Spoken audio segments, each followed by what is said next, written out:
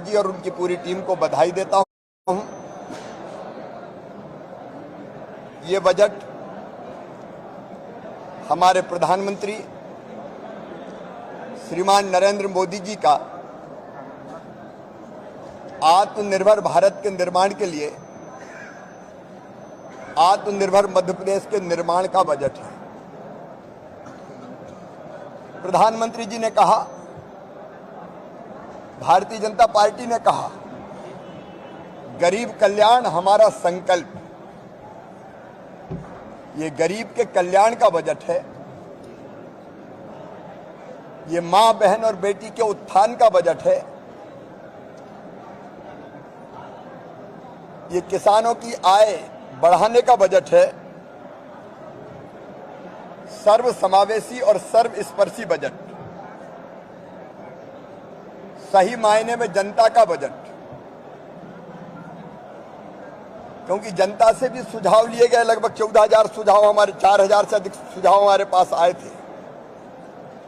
ये अमृत काल में विकास और समृद्धि के अमृत की वर्षा का बजट है। माननीय प्रधानमंत्री जी ने जनता की जिंदगी बदलने का संकल्प लिया है। ये उस संकल्प को पूरा करने का बजट है। नई आशा और विश्वास जगाने वाला बजट। मित्रों, ये बहुत संतुलित बजट है, क्योंकि एक तरफ आप देखेंगे इंफ्रा के लिए कैपिटल एक्सपेंडिचर, पूंजीगत व्यय, उसका प्रावधान इस बार 56,256 करोड़ रुपया किया गया है। पिछली बार से 15% ज्यादा। तो एक तरफ अधोसंरचना विकास का भी बजट है, तो दूसरी तरफ जनता के कल्याण के लिए। मित्रों, मां, बहन, बेटी मतलब महिला, आधी आबादी, उनका कल्याण हमारी प्राथमिकता रही है। और 1,02,976 करोड़ रुपए का प्रावधान इसके लिए किया गया है। मैं समझता हूं कि अब तक का ये सबसे ऐतिहासिक कदम और मन किया गया है। लाडली लक्ष्मी योजना के लिए प्रावधान किया गया है। कन्या विवाह के लिए प्रावधान किया गया है। प्रसूति सहायता के लिए प्रावधान किया गया है। गांव की बेटी जैसी योजनाओं के लिए प्रावधान किया गया है। महिला स्वास्थ्य सहायता समूहों को बैंक से ऋण मिल जाए, क्रेडिट लिंक मिले, उसका ब्याज भरने के लिए प्रावधान किया गया है। तो कुल मिला के 1,02,976 करोड़ रुपया महिला कल्याण पर खर्च किए जाएंगे। यह अभूतपूर्व है। मैं एक और बधाई देना चाहता हूं इस बात के लिए कि मुख्यमंत्री कौशल अप्रेंटिसशिप योजना, ये अपने आप में अभूतपूर्व है। 1,000 करोड़ रुपए का इसमें प्रावधान किया गया है। 1 लाख युवाओं को इसका लाभ मिलेगा। इस बार एक नई योजना, मुख्यमंत्री बालिका स्कूटी योजना, जो शासकीय स्कूल में 12th क्लास में अपने स्कूल में पहले नंबर पर आएगी, उस बिटिया को स्कूटी प्रदान की जाएगी। रोजगार के लिए 1 लाख से ज्यादा नौकरियों पर भर्ती चल ही रही है, लेकिन उसके अतिरिक्त स्वरोजगार की योजना, मुख्यमंत्री युवा उद्यम क्रांति जैसी योजनाओं के लिए पर्याप्त प्रावधान और अपने नौजवानों को स्किल्ड करने के लिए भोपाल में संत रविदास ग्लोबल स्किल पार्क बन रहा है। उसी की तर्ज पर ग्वालियर, जबलपुर, सागर, रीवा में ये बड़े स्किल सेंटर स्थापित किए जाएंगे। किसानों के लिए, कृषि के लिए, खेती के लिए लगभग 53,964 करोड़ रुपए का प्रावधान इस बजट में किया गया है। विशेष रूप से वो किसान जो ऋण माफी के झूठे वादे के चक्कर में डिफाल्टर हो गए थे और उनको 0% ब्याज पर कर्ज मिलना बंद हो गया था, हमने तय किया है कि हम ये जो कर्ज है, कर्ज का जो ब्याज है सहकारी समितियों का, वो सरकार भरेगी ताकि 0% ब्याज पर फिर किसान को कर्जा मिल सके। उसके लिए 2,500 करोड़ रुपए का प्रावधान इस बजट में किया गया है। प्रधानमंत्री जी 6,000 रुपया देते हैं, हम 4,000 रुपया देते हैं। हमारा जो 4,000 रुपए की मुख्यमंत्री किसान कल्याण योजना है उसके लिए 3,200 करोड़ रुपए का प्रावधान। 0% ब्याज पे कर्जा देने के लिए बजट में अलग प्रावधान, अरविंद जी बैठे हैं, सहकारी बैंकों को हम देते हैं। फसल बीमा योजना के लिए 2,000 करोड़ रुपया, बिजली बिलों पर सब्सिडी के लिए 13,000 करोड़ रुपया और भी अन्य कई योजनाएं किसानों के लिए पर्याप्त प्रावधान किया गया है। इससे खेती को लाभ का धंधा बनाने में और मदद मिलेगी। समाज के अनुसूचित जाति और जनजाति कमजोर वर्ग के लोगों को देखें तो जनजाति कल्याण के लिए 36,950 करोड़ रुपया, जो पिछले साल से 37% अधिक है, जिसमें सिकल सेल मिशन के लिए भी प्रावधान किया गया है 50 करोड़ रुपए का, और अनुसूचित जनजाति के लिए भी 26,087 करोड़ रुपए का प्रावधान किया गया है। पिछड़ा वर्ग के लिए, घुमंतु विमुक्त अर्धघुमंतु समुदाय के लिए बजट में विशेष रूप से प्रावधान किया गया है। शिक्षा पर 38,375 करोड़ रुपए, जो पिछले साल से 5,532 करोड़ रुपया अलग है, अधिक है। और दो विशेष चीजें, सीएम राइज स्कूल के लिए भी प्रावधान ताकि उच्च गुणवत्ता वाली शिक्षा हम अपने विद्यार्थियों को दे सकें, और पीएम श्री योजना के अंतर्गत पीएम साहब जो पीएम श्री स्कूल बनाने वाले हैं उसमें स्टेट का शेयर भी हमने दिया है, उसके लिए भी 277 करोड़ रुपए का प्रावधान किया है।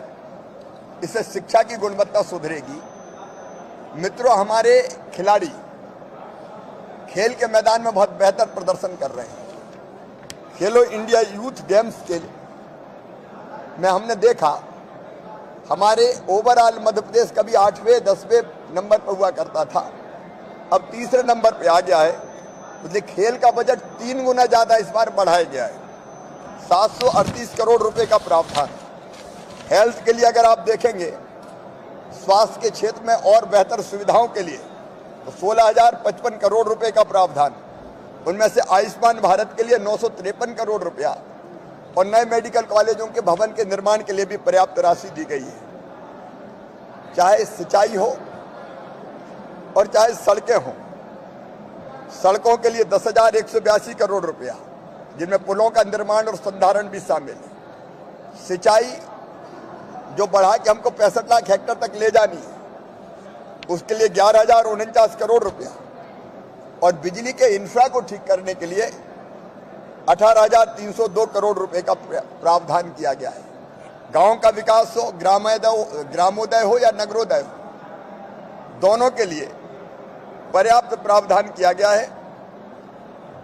24,443 करोड़ रुपए तो है ग्रामीण विकास के लिए, और उसके साथ प्रधानमंत्री आवास के लिए हर गरीब को पक्की छत मुहैया कराना है, इसलिए फिर 8,000 करोड़ रुपए का प्रावधान, ताकि गरीबों के घर का सपना पूरा हो। उसको हमने किया है।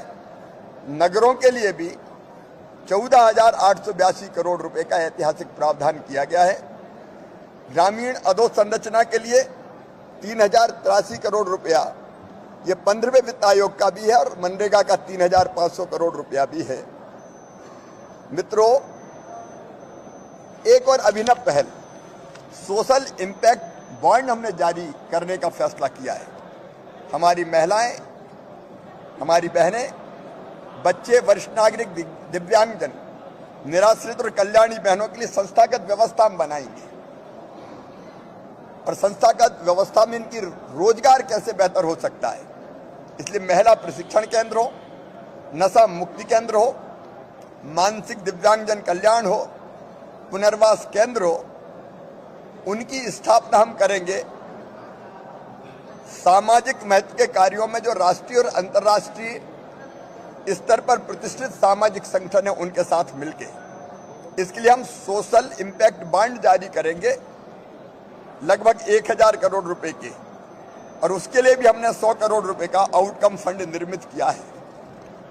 एक तरफ इंफ्रा और जन कल्याण, वहीं तीसरी तरफ हमारे जो जीवन मूल्य है, परंपराएं हैं, हमारी संस्कृति है, उसको आगे बढ़ाने के लिए चाहे सागर में संत रविदास जी का स्मारक, ओरछा में राम राजा लोक, चित्रकूट में दिव्य वनवासी रामलोक और सलकनपुर में देवी महालोक, ऐसी जुड़ी परियोजनाओं के लिए भी लगभग 358 करोड़ का प्रावधान है। भारत भवन में कलाग्राम, रामपायली में डॉक्टर हेडगेवार जी का संग्रहालय, ग्वालियर में हिंदी भवन तथा परम आदरणीय अटल बिहारी वाजपेयी स्मारक, उसका प्रावधान किया गया है। और तीर्थ यात्रा अब हवाई जहाज से भी होगी, उसके लिए भी प्रावधान किया गया है। कुल मिला के समाज के हर वर्ग के कल्याण को ध्यान में रखने वाला ये बजट प्रधानमंत्री जी के सपनों के अनुरूप एक वैभवशाली, गौरवशाली, संपन्न, समृद्ध और शक्तिशाली भारत के निर्माण में मध्य प्रदेश की तरफ से अभूतपूर्व योगदान देगा। और प्रधानमंत्री जी का जो संकल्प है $5 ट्रिलियन की इकोनॉमी भारत को बनाना है, उसके लिए $550 बिलियन की इकोनॉमी मध्य प्रदेश को बनाना है, उस दिशा में भी ये महत्वपूर्ण कदम है। धन्यवाद। कमलनाथ जी ये कह रहे हैं बजट को लेकर, पहली चीज कमलनाथ जी का ये कहना है कि कलाकारी का बजट है। दूसरी बात ये कि वो कहते हैं कि अगर मध्य प्रदेश में सरकार बनती है तो हम 1500 रुपए बहनों को 1500 रुपए देंगे सर। हाँ सर, गैस सिलेंडर 500। बातें हैं, बातों का क्या।